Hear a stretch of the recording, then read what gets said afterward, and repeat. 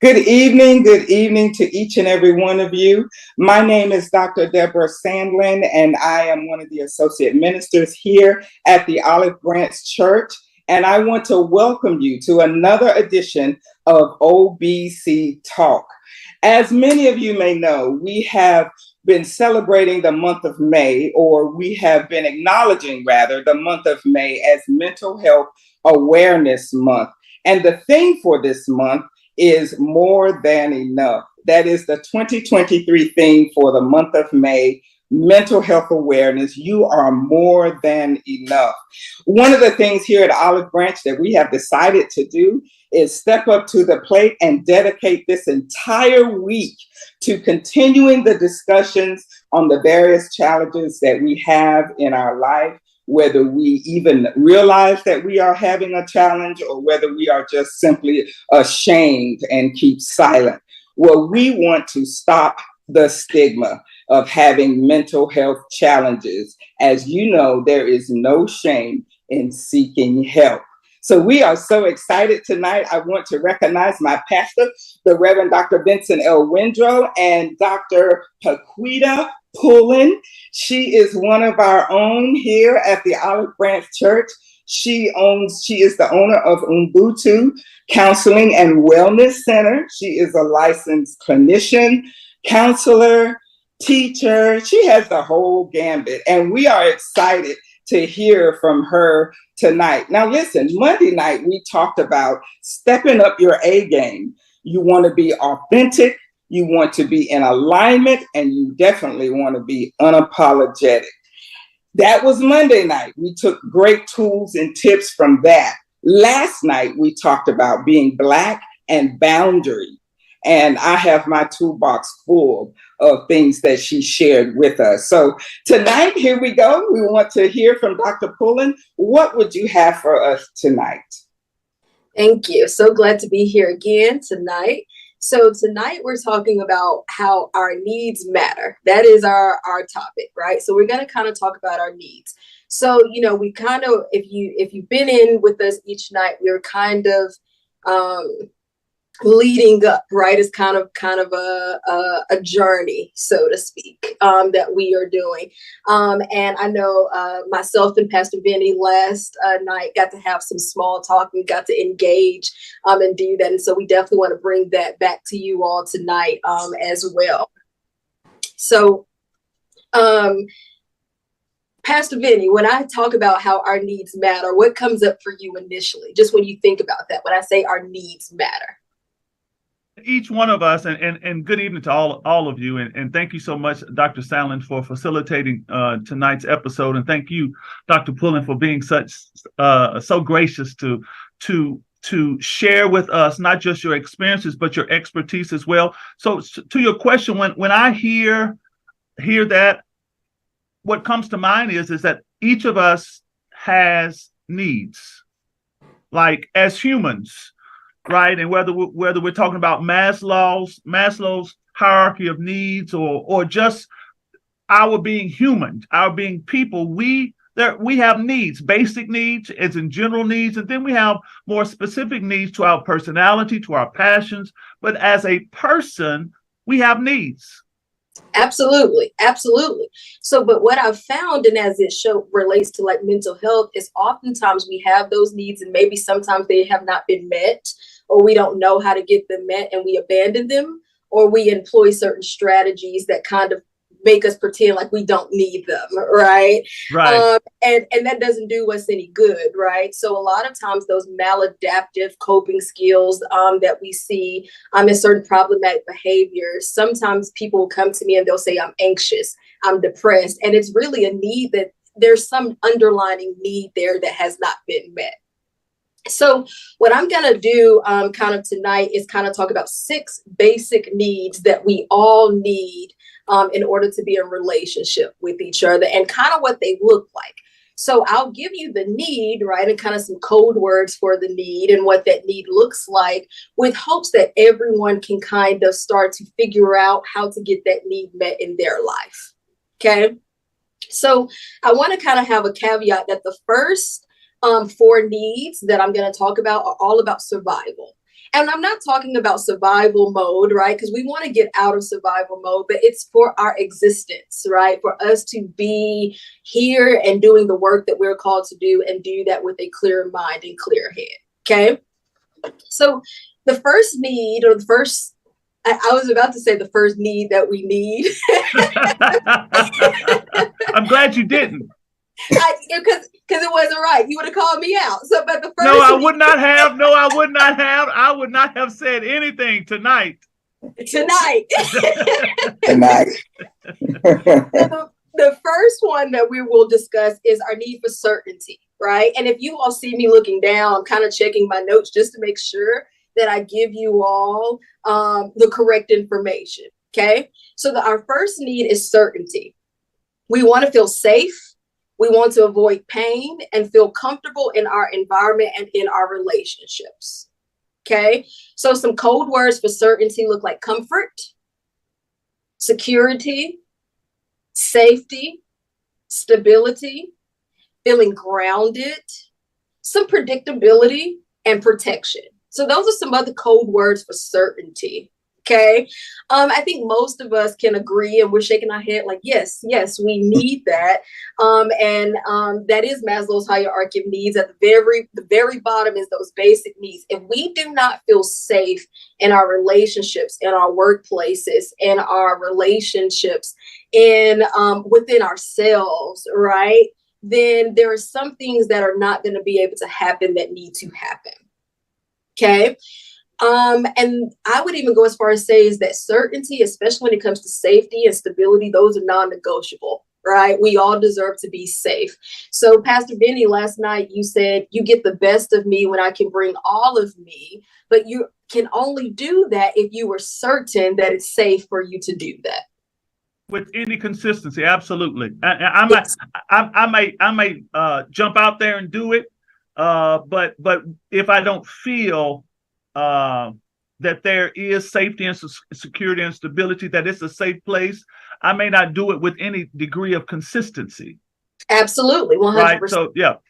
And so, but what I have also seen in my work with clients is that there have been those things where they put themselves out there and that safety or that security isn't there, and then they hide and retreat. And that's how we get into isolation, and nothing good comes from isolation, right? If anything, it makes it worse. So if you're sad and depressed and you isolate, you will get more sad and more depression, right?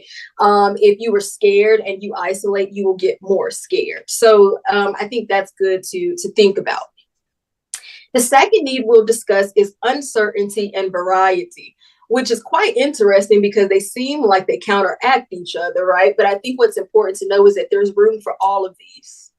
And I think we all have met someone or known someone where they are so focused on certainty and feeling that need that we're not seeing them grow, right? There's a lot of I'm replaying a lot of PV sermons in my head, honestly, as I talk about this, but he says there's a lot of motion without movement, right? So if we only focus on certainty, that there's a lot of motion without movement.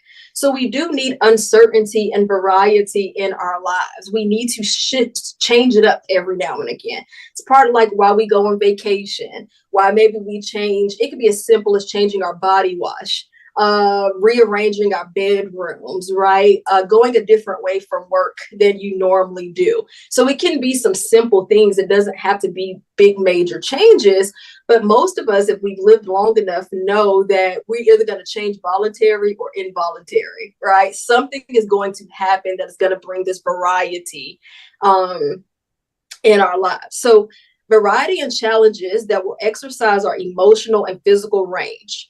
Everyone needs some variety in their life. Our bodies, our minds, our emotional well-being all require uncertainty, exercise, suspense, and surprise. So, Dr. Yes. If when you talk about these two survival, how does that look as it relates to survival? If I am a person that's dealing with insecurities. Right. Okay. So how it relates as survival is, Hold on one second. Give me a second. I'm trying to make sure I also understand the question. So are you asking me like what it looks like applicability or why it's important to survival? Yeah, applicability. Okay, applicability. So one of the things, and I think one of the things that we've talked about, and even us talking about our mental health matters, right, is that what we want to do is get big, right? We want to expand, we want to show up, we want to be in purpose, we want to do the things that we have been called here to do, right? And so if you are always rigid because you are afraid to do anything different, then you're always going to get what you put in, right? You're not going to be able to do other things. And so you will not die, if I'm being honest, right? If you don't do those things, not a physical death, but there's an emotional, spiritual, and mental death that tends to occur when you don't do those things. Okay. Right? You think about like a blockage. Think about it as if like a blockage, right? So some things might trickle in, but it's not going to flow. Right. Right. I'll give you one other example. It just popped in my head. I talk about like certain safety and security, right? So with my clients, I'll talk about in the wintertime, we put on our coats, right? We put on our gloves and our hats. Why? To protect ourselves from the harsh conditions. We will likely freeze to death or get frostbite or be really uncomfortable. But what happens if we don't take that off in July? Right. It now turns on us, right? It now turns. It's not the coat's fault. It's not the gloves and the hats. But if we don't pivot when the season changes, right, then we are limiting ourselves, or we could potentially be harming ourselves. Yeah. And we have to be aware that the season has changed. Absolutely. Yes, absolutely. Yes. Great question. Thank you. And thank you for your patience as I figured that thing out. Oh, no problem. But what this could look like, just to give you a couple of code words for that, it can look like fear. So I mentioned the first night, fear just tells us that we're limited, just FYI, right? And we'll talk about feelings, I think, tomorrow, and I'll go into that. But all fear really is telling us like, hey, something is coming up against you that you need some help for. You can't do it all on your own.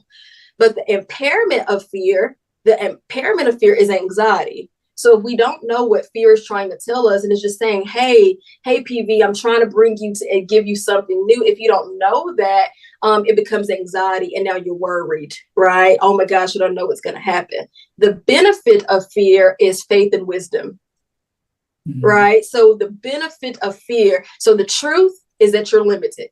You are limited and you need help. The impairment is anxiety. The benefit or the gift of fear is faith and wisdom. Okay. Some change, entertainment, again, suspense, exertion, surprise, even conflict. I know so many people who are conflict avoiders, but conflict actually helps us grow.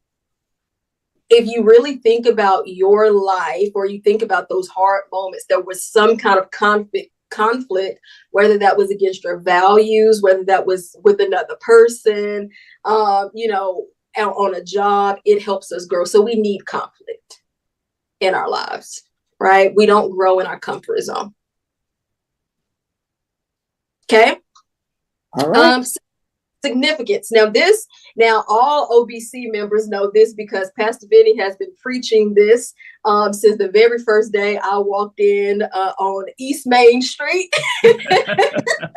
in Murfreesboro. That's how long I have been rocking with OBC, right? Is that every person needs to feel important, needed, and wanted. Every person needs to feel important, needed, and wanted.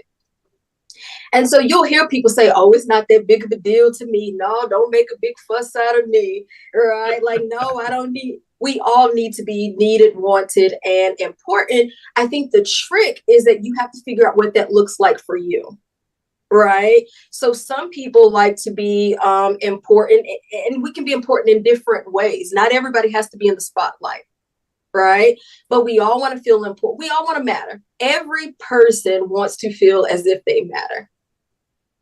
And when we feel like we're not needed, when we feel like we are not important, when we feel like we are unwanted, we start to feel burdensome. And then that's honestly when suicidal ideation begins to kick in a lot of the times. And you'll hear that often from people. It's like, well, nobody needs me here. Nobody wants me here. I'm just causing problems with people, and I'm being a burden to the people that I love and care about. And so we don't want that to happen, because everybody matters and we want people to be here. Any questions or thoughts about that one? I think, Dr. Pullen, we find that we find that often in our elderly, Mm-hmm. when they have to be cared for in a way that they're not used to, and their caregivers aren't used to doing it, and then there's it seems to be a financial burden, and folks can't go on vacation because they have to take care of them. They can't live the way they had been living because they have to take care of them now.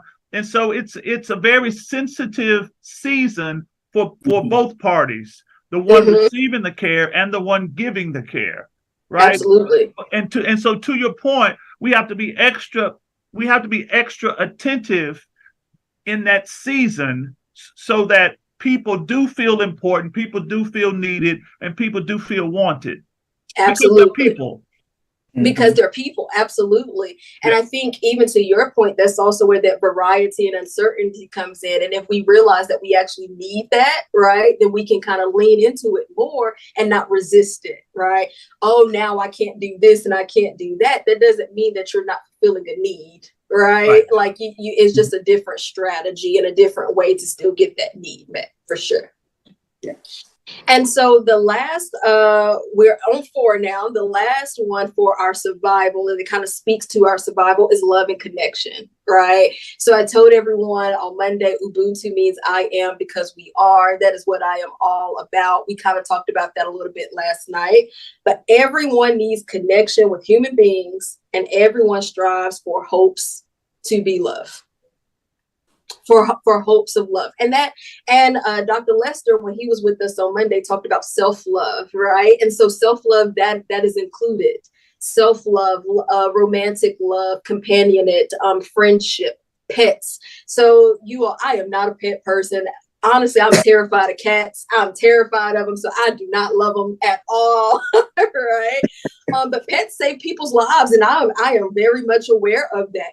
So pets, fish, hobbies, even loving hobbies, loving a cause, right? Loving a foundation, different things like that. So really, to feel kind of connected to something or have a love for something is something that we need, okay, for our survival. So then the next 2 needs that I'll talk about, and then we can get into a little bit more dialogue, or we can ask, you can ask me questions. These are speak to our sense of fulfillment. Okay, so not only do we want to survive, we want to be fulfilled. Okay, and so that first one is growth. And so when we stop growing, we die. Period. There's no in between. When you stop growing, you die. Right? I think we know that, right? As soon as a piece of fruit falls off a tree, it actually begins to decay immediately. Right? And so we need to constantly develop emotionally, intellectually, and spiritually in order to be fulfilled, right? So we have to take care. Our growth looks like our mental health, right? Our knowledge, and that doesn't have to be college or a degree, right? That could be learning a new skill, learning about someone. I love to travel and learn about the people, right? In different cultures and different things like that. Spirituality, unlearning some things, relearning some things, right? Trying some things on, like, oh, no, different things like that. And so we want to grow. We need growth. And so I'll hear this a lot of times, and people say, well, I don't know what else I'm supposed to do. I have worked hard. I have grown in this area, and I have done this. I don't know about you all, but my adulting contract says once I get something figured out, it's time for me to get something else figured out. Right? You're like, man, I just figured this out. Yeah. So that we need that for fulfillment. And then the second one is contribution. To go beyond our needs and give to others. A life is incomplete without the sense that one is making a contribution to others or to a cause. Okay, so you can have all of these things, right? You can be happy and healthy and whole, and you can have your mental health together, and you could be thriving in ways that you have not been able to do that. But if you keep it all to yourself and kind of keep it bottled up and don't really contribute in any kind of way, then that's a need that is not being fulfilled. Damn. I mean, damn, as in a dam. Right? Pastor Benny. Receive what? Like we'll be dammed up like a beaver. Like a dam. Yeah. Yeah. I got you. You could have led with that, PB. You could have led with that. Oh my, yes. I'm sorry. Did I say something wrong? No, not at all. Not at never, all. PB. Oh. Never. Yeah. Never. So that's what a dam does. It Right. does. Up. It stops the flow.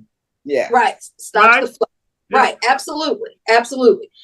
So when we have these needs in mind, right, we kind of went through them. What I encourage everyone to do on their own time, because we don't have a lot of time left, is you want to list these needs in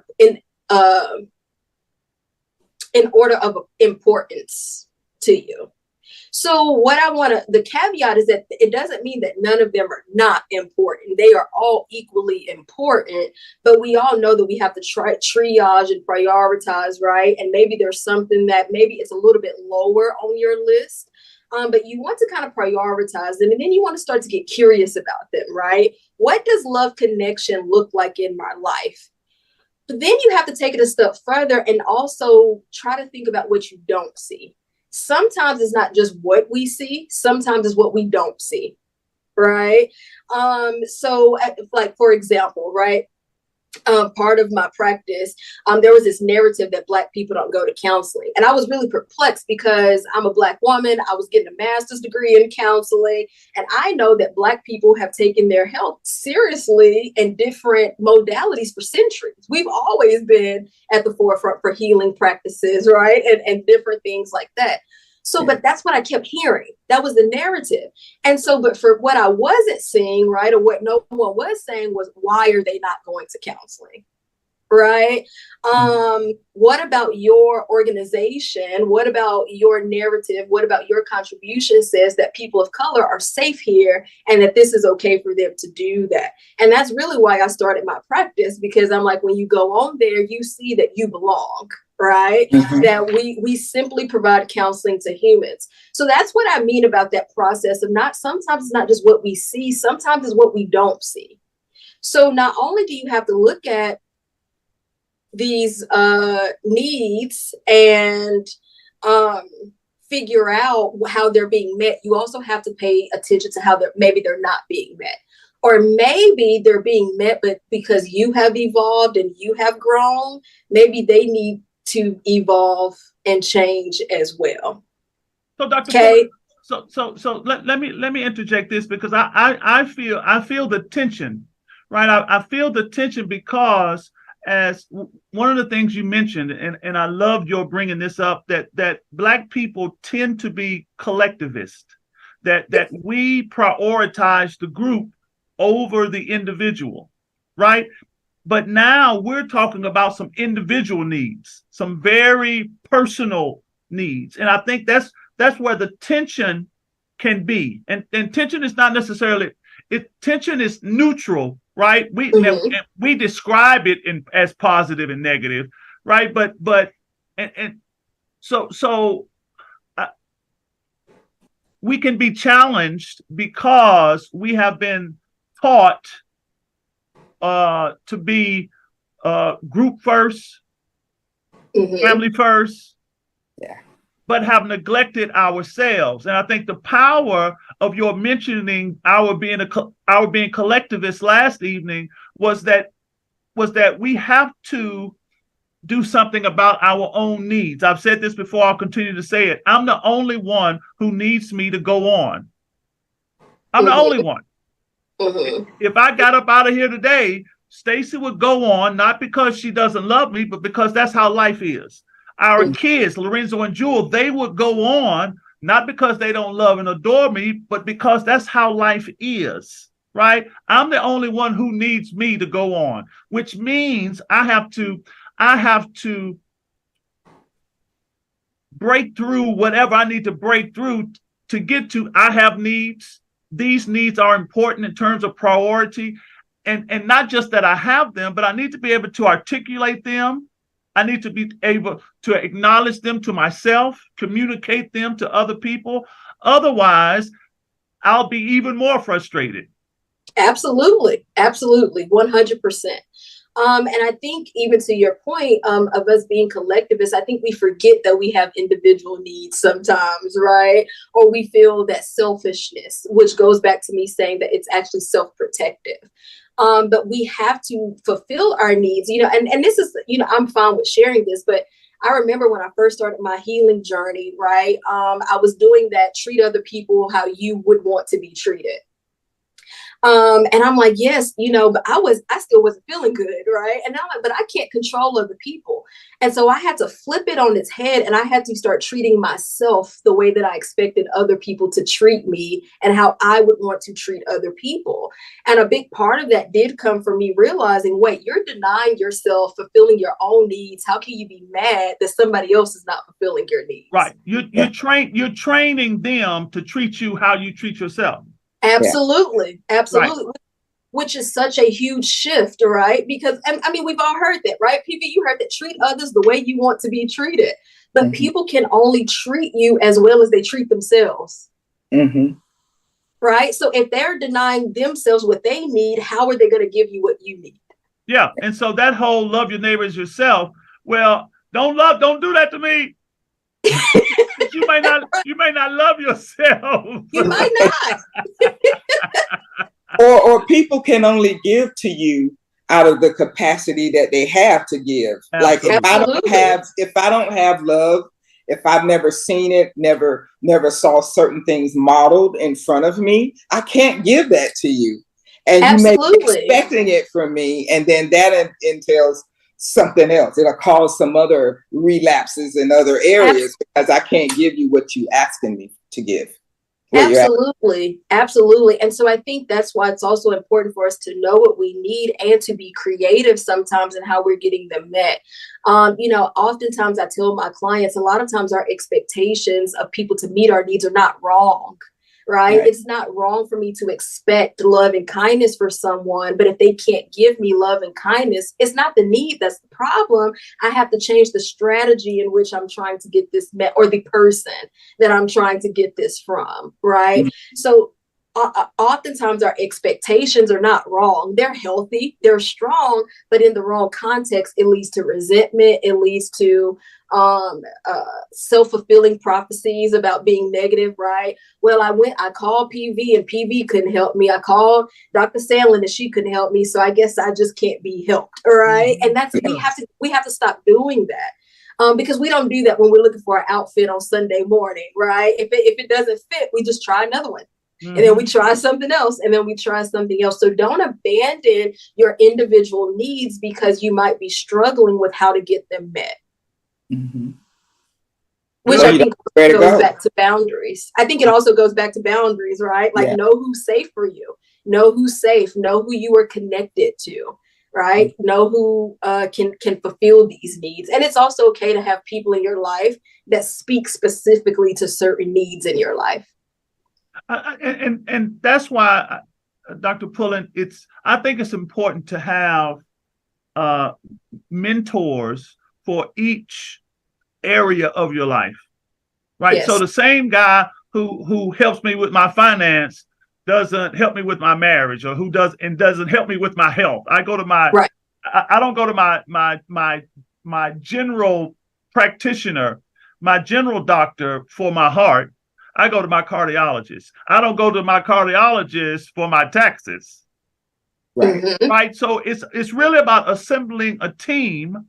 Absolutely. And getting the expertise that you need from that particular person with that particular expertise. One of the things that I brought up in therapy was that in minoritized populations, we find 2 or 3 people, particularly 25, 35, 40 years ago, we find 2 or 3 people in our respective communities, and we go to them for everything. Now, how many times have people gone to pastors who for legal advice, for financial advice, for educational advice, and the pastor was not equipped appropriately to give that kind of advice, right? Absolutely. Yes, I would say the same for mental health as well. Not there are some right that abuse as well, certain things, and they were not. And then I think that feeds into this, well, this person said it, right? This person said it, or they couldn't do it, and it kind of becomes the only narrative that the individual or individuals adhere to. Yeah, that's why I don't have a problem saying I don't know. I don't know. I don't know. And because when I say I don't know, that doesn't box me in to thinking I have to know everything, because when you have to know something and you don't know it, you'll mess around and tell a lie. Right. Because there is an expectation, right, that you know everything. But when you say, you know what, I don't know. I don't know. I don't know why you had three bottles of Comet, 5 bottles of Ajax in your dream. Right. Maybe you need to clean your house. Right. But I think that's power in that too, right? I think that there is power in saying I don't know. Yes. Right. And I think that what happens, and going back to the needs, right, when people don't know, they start to feel uncertain, and then they start to get panicky, right? Because what is somebody going to think about me? What is going to happen to this person? And it's like sometimes we need to be faced with the fact that we don't know everything. Absolutely. Right. I ain't mad. So I tell people I'm qualified to diagnose everything in the DSM. I'm smart enough not to, right? Because not everything is my thing for me to have my hand in, right? But I can pass you along and pass you on to someone else who can get that need met for you. Absolutely. Yeah. Wow. That's good, guys. Yeah. Dr. Pullen be bringing it. Yes, she's bringing it. Making me thinking things. So I will say too, going back a little bit to the activity, right? So I want everybody to prioritize those needs for you, right? Prioritize them for yourself, and do it unapologetically, right? I'm not taking it up. It's not going to be a grade, and you don't have to feel bad, because I've had people put love and connection low, and they're like, "Ooh, I feel bad for that." It's you have my permission to prioritize it, but then what I want you to do is identify 2 to 3 ways those needs propel you forward. Right? So how do they motivate you, encourage you, or inspire you? And then I want you to identify 2 to 3 ways that you may be currently being held back by that same need, by those same top 2 needs, right? Because there's 2 sides to every coin. So that can look like what is discouraging you. It could be grief and loss. It could be a false sense of self. Right? Those are just some examples. So what I just want everybody to do is don't just take the needs, right, and the information, but let's make them alive in your life. I want you to really do me a favor, Dr. Pullen. Take it from the top. Take it from the top. Give me the first step again. Okay. So the first step. So we have all 6 needs, right? We have certainty, uncertainty or variety, significance, love and connection, growth, and contribution. So based on your understanding of those needs now, I want you to list those 6 needs in order of importance to you. The first being the most important. Okay. That does not negate any of the others' importance. It's just what's important to you. So after you have done that, I want you to take your top 2 most important needs. So number 1 and number 2, and identify 2 to 3 ways each of those needs propels you forward. So how does it motivate you? How does it encourage you or inspire you? How does my need? Getting that need met, yes. Okay. So for me, my top 1 is love and connection. Okay. Right?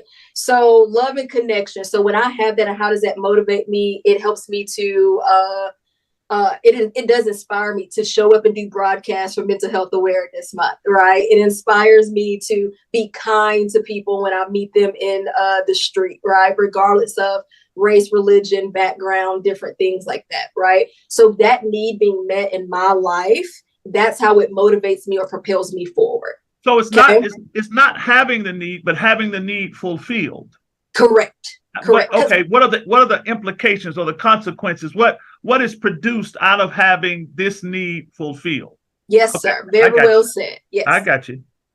And then I want you to think about those same needs. And you all, this all doesn't have to be done in one sitting. I'll say that too. Sometimes we need to digest it. Identify 2 to 3 ways each need may be currently holding you back. And so what I mean by that is that there's 2 sides to every token, right? Sometimes we need, so for example, love and connection is my top 1, right? So if I see PV in the streets and I'm like, hey, PV, let's sit down, let's have a talk, let's do this. And PV, you say, you know what, girl, I gotta go, right? Or like, I'm all talked out, I done these 2 services, I don't have time to sit here and have lunch with you, right? Which is your right to do. Absolutely, right? But that might discourage me, right? Well, PV didn't want to talk to me, so maybe nobody else wants to talk to me, right? Or it might be some grief and loss there, right? Or some false sense of self. So you really just want to look at it both sides of it. So not what is produced about it being fulfilled, but then when it is not met, what happens? What tends to show up, and what does that look like? Gotcha.